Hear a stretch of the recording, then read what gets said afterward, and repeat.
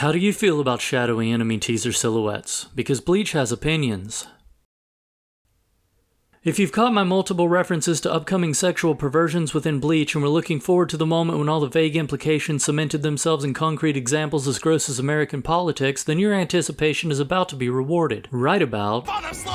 Now, my prestigious liberal arts degree is not in the study of cultural norms and how unacceptable they may seem to outsiders whose perspectives are colored through the crazy norms of their own, but for the sake of my nostalgia, I'm gonna have to give this a hell of a lot of benefit of a hell of a lot of doubt and say that maybe there's a timeline in which this isn't the incestual underage sexual perversion that it sure as hell looks like. If you put a non-proverbial gun to my literal head and asked for the thesis of the dissertation on alternate views of this interaction, I might be tempted to posit that this could be potentially the Japanese equivalent of Americans asking their kindergarten children whether or not they have a girlfriend. Because from a purely objective POV, that's creepy as shit and everyone knows it, but we pretend it's fine. But the purpose of that question is the same as the purpose of the dive, which is to embarrass the shit out of a child. Congrats, you big adult you. If this is true, then it works sort of like a dad joke, which fits Daddy Kurosaki a bit better anyway, so for the naive love of fuck, I hope that's true. Now moving on to something a little less fucked up, Rukia decides to crash a funeral. In timing that can only be described as fool fuckish, Rukia demands the deets on the deceased, specifically who killed Ichigo's mom, and follow-up question, hey, was it a ghost monster? Ichigo takes it surprisingly well by not screaming no you insensitive bitch, but does drop the plot bomb that is, it was me. Cue a flashback 7 episodes in the making. Tatsuki, seen here not being the love interest for some goddamn reason, regales us with Ichigo's PTSD and alarming detail for a flashback that started 10 years earlier. We get our first glance at baby Ichigo being offensively adorable and rocking that same hairstyle in the way that anime kids tend to do. Turns out our scowly super emo spirit brute used to smile all the time, and if your heart hasn't broken yet, you're a monster. We all knew this was going to go downhill, but the detail of Gravity's dick punt are unnecessarily cruel in the best way. See, Ichini could see ghosts from a young age. The trouble with that being, he could never be sure if the people he saw were alive or dead. So, when he witnesses a sad ghost girl leap into a raging river as if she had just watched this episode, our little package of pathos damn near dives in after her. That's when the details get fuzzy because it's kind of hard to see what's going on when you've got your mom's blood in your eyes. The anime needs a moment and takes a breather in the form of our first bit of filler. It's honestly handled pretty well and it's used to set up the major conflict in the next arc. See, this whole inciting incident of the show isn't really a thing that was supposed to happen, and Rukia is in more than a little bit of trouble because of it. I don't know if I've mentioned this before, but Soul Society has rules. The resulting fight isn't very interesting, but it's great to see how quickly everyone's bravado gets pushed to the side the moment a hollow shows up. Still, if the anime was a real man, we could have filled the time with 10 uninterrupted minutes of Otasan Kurosaki and his assortment of animal whistles. Ichigo and Rukia run for 7 pages, giving the boss of this mini-arc plenty of time to play with its food. I'm assuming you're used to the monster of the 2-week format that Bleach seems so fond of, so before the inevitable cliffhanger, I'm gonna end this episode through the manga. The show does a lot of things right, but absolutely fucks it when it comes to the big bad, opting to keep it behind a paywall for the episode being, and not utilizing its greatest asset, which is the straight up pure evil mental bullshit. The one from the pages is a psychological bastard that lures and teases the sisters in the way that the show only implies. It also speaks solely through the ghost girl, begging the question of whether the hollow is the monster or the child. That's the sort of disturbing psychological uncertainty that we're here for, and it's as sad as episode 4 that the anime left it for the manga nerds. Then again, the anime doesn't make us watch this whole tentacle thing in detail, so maybe it's not all bad. And there you go, 80 pages of manga digested into 20 minutes of animation with added filler to hook you into coming back. And damn if it doesn't work, so I'll see you here next time to finish up the prologue and give our MC some well-deserved motivation.